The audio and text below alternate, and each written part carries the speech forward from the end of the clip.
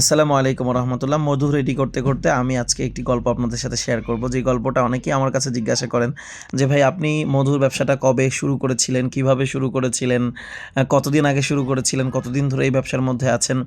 আপনার শুরুর গল্পটা আমরা শুনতে চাই, যাতে আমরা আরও অনুপ্রাণিত হতে পারি। অনেক ব্যবসায়ী ভাইরাও আমার কাছে অনেক সময় বলেন এই কথাটা।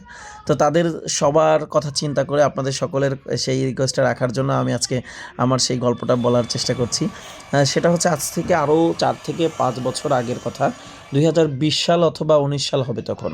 2019 অথবা 2020, করোনার আগ মুহূর্তে। ওই সময় আমি চিন্তা করলাম, অনেক দিন ধরেই গবেষণা করছিলাম যে কীভাবে মধু নিয়ে কাজ করা যায়। মধুর বৈশিষ্ট্য সম্পর্কে জানার চেষ্টা করছিলাম, মার্কেট সম্পর্কে জানার চেষ্টা করছিলাম।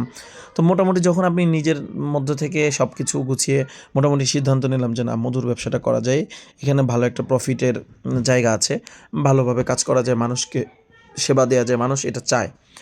তখন আমি 5 কেজি মধু অর্ডার করলাম। ফার্স্ট অফ অল 5 কেজি মধু আমি কুরিয়ার থেকে যখন রিসিভ করলাম, রিসিভ করার পরে আমি নিজের মধ্যে একটা বিরাট ইয়ার মধ্যে দ্বিধাদ্বন্দ্বের মধ্যে পড়ে গেলাম যে আমি এই মধুটা নিয়ে আমি মাদ্রাসায় কিভাবে ফিরে যাব।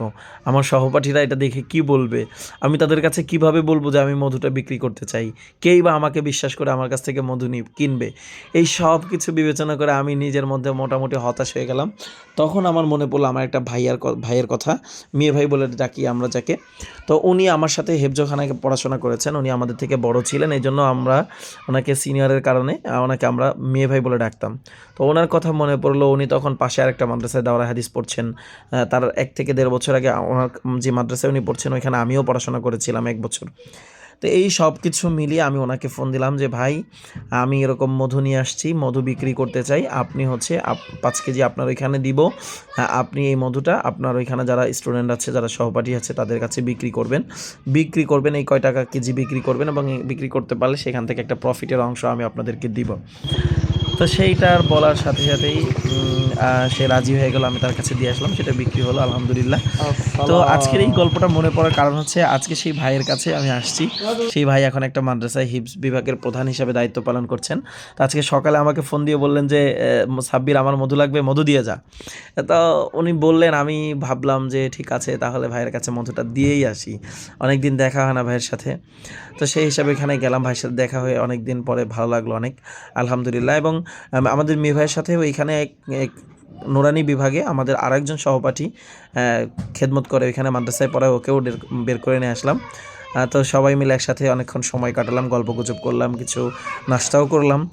সব কিছু মিলে খুব ভালো সময় কাটলো। এখন আমরা রওনা হয়ে চলে আসতেছি। তো মেয়ে ভাইয়ের কাছ থেকে বিদায় নিয়ে নিচ্ছি।